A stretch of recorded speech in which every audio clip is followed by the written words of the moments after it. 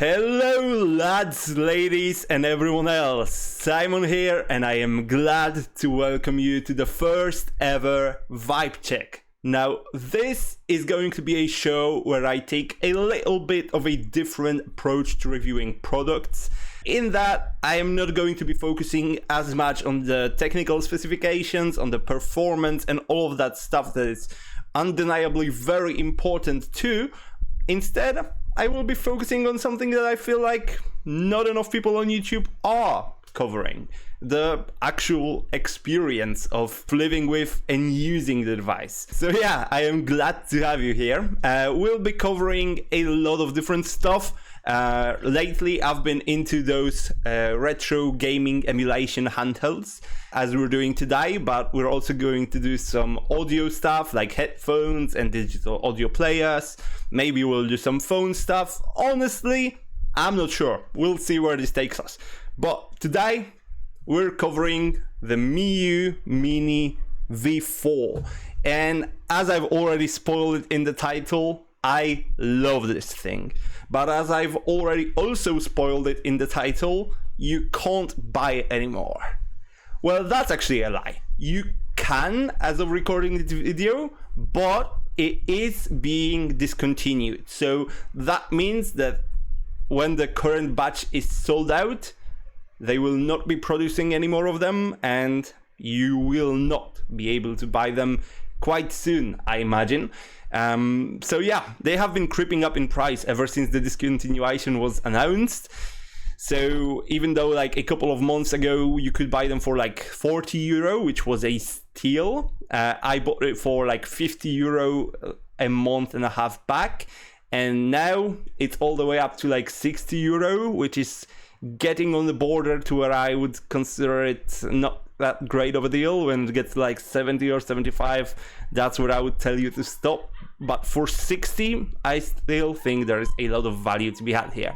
But alright, what is it though? Well, if you're new to this hobby, the Miyoo Mini V4 is a tiny little handheld gaming console that will basically emulate all of your favorite games from the Game Boy, Game Boy Color, Game Boy Advance, Nintendo, Super Nintendo, the Sega consoles, and even the PlayStation 1. So this little thing is quite powerful. It can play a huge variety of games, and honestly, playing PlayStation 1 Tekken on a device this small still feels quite surreal. And over the past couple of years, there has been a true deluge of cheap Chinese handheld emulators, and this is just one of them. And honestly, it doesn't do anything that truly sets it apart from the competition in any particular aspect. But that's also kind of why I wanted to do those reviews focusing on like the vibes, because like even though no particular part of this is like stand out in and of itself, when they come together, they create a device that is truly special and just a joy to use. So how I'm going to structure this review is a little bit different than I will usually be doing, because I'm going to just tell you about all of the downsides straight up. I'm going to tell you about all of the things I don't like about this device, and then I'm going to try and convince you that none of those things actually matter because of how good it is as a sum of its parts. So let's get started. Like, the first major downside of this console that you will feel as soon as you take it in your hand, it is quite cheaply made. Like, the plastic on this thing is quite thin and you can feel it. It is very light. It is very, hollow feeling. And especially when you compare it to other devices that you can buy for a similar price, like the Anbernic RG35XX, which feels a lot more sturdy, or the TrimUI Brick, which, as the name implies, yeah, it feels like a brick. It's really solid in your hand. Yeah, the Miyoo definitely stands out for being quite cheaply made. The second downside that you will notice, which honestly, it's not a downside at all for me, but it might be for you. This device doesn't even come with a box. All you get is a carrying case, and the console is just packaged inside the carrying case with some extras, which, do you know what? I actually like this, because I'm buying carrying cases for all of those things anyways when I want to put them in my bag. So just having one come with the device is quite cool. And yeah, I don't get a box to put on a shelf. That's a bit of a bummer, but I don't mind. Inside the carrying case, you also get an SD card reader, which I would probably advise you not to use, and an SD card, which I would definitely advise you not to use, because this card is of absolutely awful quality. It is also preloaded with games, which aside from being borderline illegal, it's also questionable from a moral standpoint. Like, I'm not against piracy, but selling a product with pirate games is different than pirating the games yourself. Yeah, I would definitely replace the SD card with something better, because this one, like, I have never had this happen before. This SD card is of such shit quality that whenever I plug it into my computer, my Wi-Fi fucking dies. It just dies. Like, I don't have Wi-Fi until I remove the SD card from my computer. I don't know what's causing it, but yeah, that doesn't inspire hope. So if you want your save games and your game files to last, definitely buy a nicer SD card for this console. Okay, the third downside, which is the most significant in my eyes, is the battery life on this thing is kinda poor. Honestly, like, I get 3 to 4 hours of gameplay on it, and you know, that's not a lot. If you're playing a lot of PlayStation 1 games, you might even be able to kill it in like 2.5 hours. The battery on this thing isn't great. That's like the most major downside that it has for me, especially since for a similar price you can get devices that will last you like 6 to 8 hours of gameplay on battery. So yeah, definitely a bummer on that front. And the last downside, which again, not really a downside to me, the buttons on this thing feel quite mushy. They are very easy to press down on, which honestly, I kind of like for the face buttons. They definitely don't feel as, you know, nice as the Anbernic buttons, which are for me the gold standard, but they feel good. The D-pad and the face buttons, they are very easy and soft to press down on. Where I don't like it is the back buttons, because those are also incredibly easy to press, to the point where you can't just put the device on the table and play it like that, because, well, you'll keep accidentally pressing the back buttons. That's a bit of a bummer. Now, let's talk about some positives, and hopefully those will explain to you why I don't think that none of those downsides really matter. First of all, the ergonomics on this thing are surprisingly good. It is a tiny handheld. It's only got a 2.8 inch screen. That's minuscule. Like, here is an iPhone 15 Pro for comparison. Like, this device is like the same width. It's a bit thicker, of course, but it's like 2/3 of the height of an iPhone 15 Pro. That's the Pro, not the Pro Max. So that's the smaller one, right? It is positively tiny. And despite all of that, it actually feels quite comfortable to play.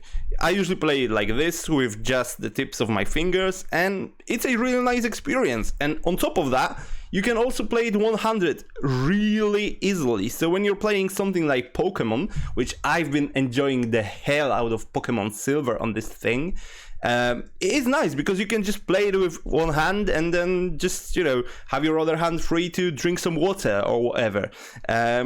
So yeah, like, I've really enjoyed playing this device in terms of the ergonomics. And for that reason, the controls also work really well for such a small device. Like, if the buttons were so soft on a device that's bigger, I would probably not like them as much. But here, with a device that you don't really have like a very firm grip on, those like really soft and mushy buttons actually turn into an upside because they are easy to press down on, and yeah, they are incredibly easy to operate one-handed. So in that regard, I've been loving this thing also.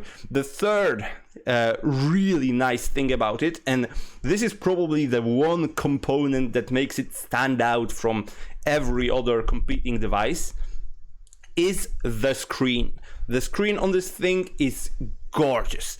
It's got a resolution of 752 by 560 pixels, which is a very strange resolution, and you might think, well, it's not a very high resolution either, right? Because like it's not even 720p, it's 560p, and 720p looks quite bad when I watch YouTube like that. But you've got to remember that this screen is positively tiny. Like with a screen this small, it actually ends up having a pixel density that's larger than most modern smartphones. So the screen is really nice and crisp, and the colors are also vibrant and just pop out of the screen, and once again, just make it such a joy to play on this thing. Of course, it is an LCD screen, so the blacks are in the deepest and the contrast isn't the best, but honestly, for what you're paying, for the price and the size of this screen, yeah, it is quite incredible. The fourth thing that is incredible about this device is the software. Now, I'm not talking about the software that you get out of the box, but this device can run a custom operating system called OnionOS, and it is incredibly easy to set up. You basically just drag a couple of files onto your SD card, pop the SD card into your Miyoo Mini, and the OnionOS system will install itself pretty much automatically. Very simple to set up and very simple to use. The thing I like about OnionOS is it's just so simple. Like, it's really focused on just getting you in and out of your games as soon as possible. Just to give you an example, like when you play a game and you turn the device off, it will automatically save the game for you.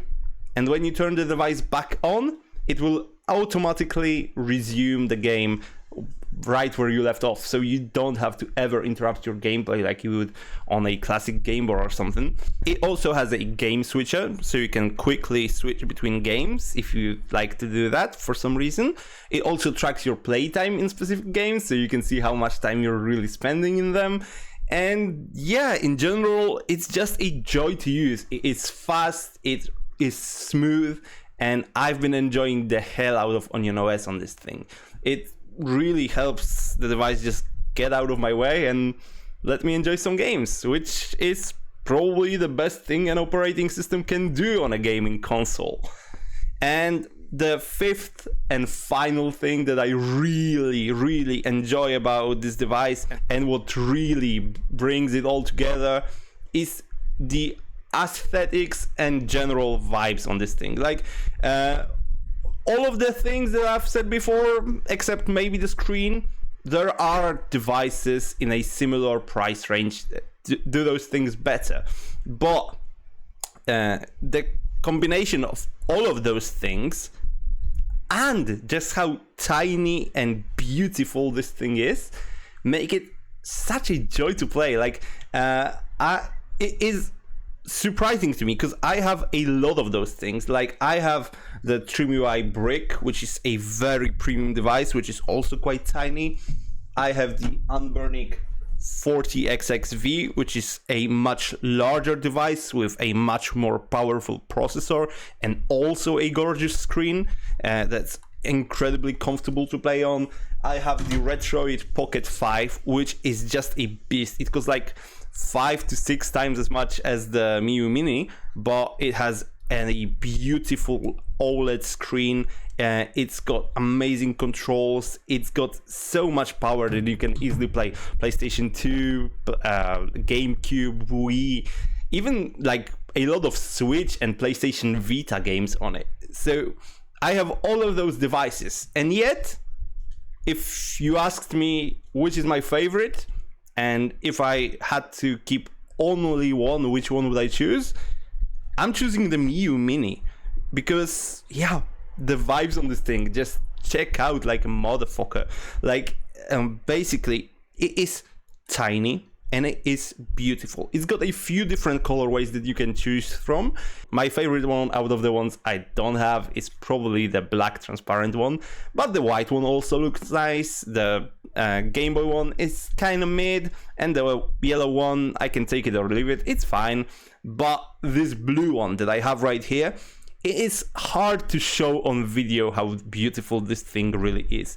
This frosted blue shell with that just pops so much when light shines through it, compared with those buttons that have like really deep colors, it just makes this device pop.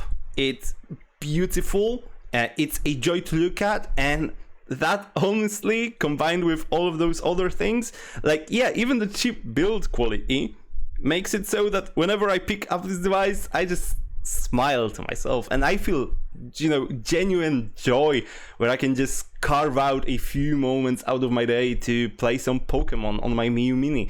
And I think that's what gaming is all about, to just find a little bit of joy in your day-to-day life, and this device really helps you carve out those moments for yourself, which is why I like it.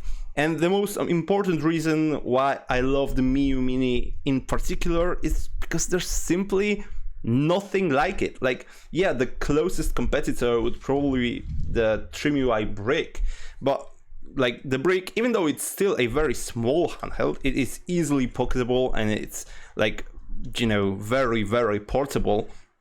It's also better built and it has a lot more power. This thing can play like Nintendo 64 and Dreamcast and even some PSP games. It can also do one-handed gaming quite easily.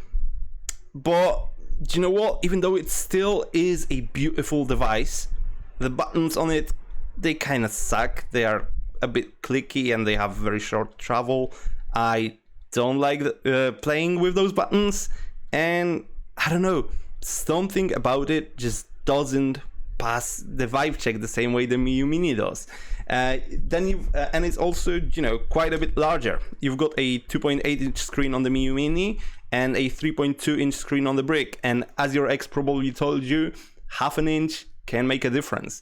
Then there is also the GKD Pixel 2, which I don't have. But that device, on the other hand, is 0.4 inches smaller than the Miyoo Mini when it comes to the screen. So that one is even more tiny. And without having it in my hand, I don't know if it hits the same notes when it comes to the balance between portability and, you know, actually being usable. So I can't tell you if that's a good alternative. Then you've got like all of the Anbernic handhelds which you can buy. This is the 35XX and this is the 40XX V. I thought like those are the closest competitors because those are also vertical. And yeah, those also have a lot more power. They are also much better build than the Miyoo Mini. You know, they are great. They can run Rocknix, which is also a fantastic custom firmware. But yeah, the screens on those aren't nearly as nice as the Miyoo Mini. The 40XX V has a quite good screen, but not as good as the Miyoo Mini. And yeah, those devices are both a lot larger. They have a lot of upsides over the Miyoo Mini. Like, for example, I think that like the 40XX V has the best buttons I have ever felt in any handheld, and that's including the branded ones like Nintendo Switch or PlayStation Vita or PSP or Game Boy Advance or whatever. This has the best buttons I have ever felt in a handheld console. But yeah, it's a lot bigger than the Miyoo Mini, and it's not, you know, it doesn't give you the same feeling. Then, like, if you wanted something that has the exact same screen size, 2.8 inches, you've got the Miyoo A30, you've got the Anbernic 28XX, but those are both horizontal devices. So they are very different when it comes to form factor. You cannot play them one-handed like you can with the Miyoo Mini. And the screens on those devices aren't as good as the Miyoo Mini. And the Miyoo A30 has less power than the Miyoo Mini. And the 28XX has a lot more, even though it's cheaper. But do you know what? On balance, because of the form factor, because of the screen, because of the how the buttons interact with the form factor to create a device that's like really lovely to play with just one hand, yeah, there is nothing like the Miyoo Mini, and I am sad that it's going away. I am genuinely sad because this is one of my favorite things that I have ever bought. Any category, including clothes, including computers, including phones, including anything. The Miyoo Mini is genuinely one of the best things I have ever bought. And soon you will not be able to buy it. So that's why, if you've watched this video and you would like to get a Miyoo Mini, I will leave a link in the description. This is not an affiliate link. I do not make any money if you purchase the Miyoo Mini from this link. I would tell you otherwise. But yeah, if you want to grab one before it's out, now is the time to do it. Thank you so much for watching. I hope you have an amazing day. And yeah, bye-bye. Fuck off.